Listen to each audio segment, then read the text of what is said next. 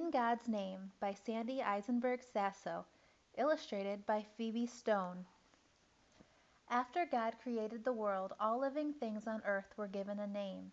The plants and the trees, the animals and the fish, and each person, young and old, had a special name. But no one knew the name for God, so each person searched for God's name. The farmer, whose skin was dark like the rich brown earth from which all things grew, called God Source of Life.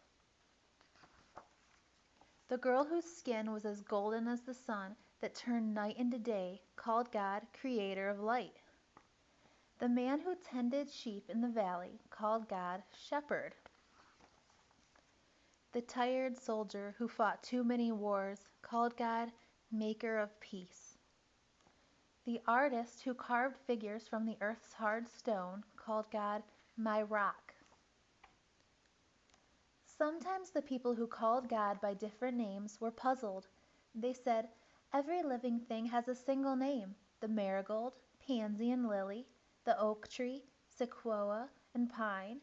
God must have a single name that is greater and more wonderful than all other names." Each person thought his name for God was the greatest. Each person thought her name for God was the very best.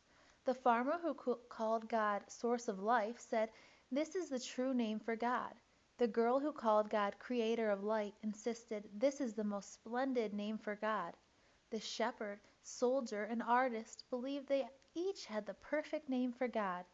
But no one listened, least of all God. And so each person kept searching for God's name. The woman who cared for the sick called God Healer. The slave who was freed from bondage called God Redeemer. The grandfather whose hair was white with the years called God Ancient One. The grandmother who was bent with age and sorrow called God Comforter. The young woman who nursed her newborn son called God Mother. The young man who held the hand of his baby daughter called God Father. And the child who was lonely called God Friend. All the people called God by different names. They tried to tell each another that their name was the best, the only name for God, and that all other names were wrong. But no one listened, least of all God. And so each person kept searching for God's name. Then one day the person who called God Ancient One, and the one who called God Friend, the one who called God Mother, and the one who called God Father, all the people who called God by a different name came together. They knelt by a lake that was clear and quiet like a mirror, God's mirror. Then each person who had a name for God looked at the others, who had a different name. They looked into God's mirror and saw their own faces and the faces of all the others.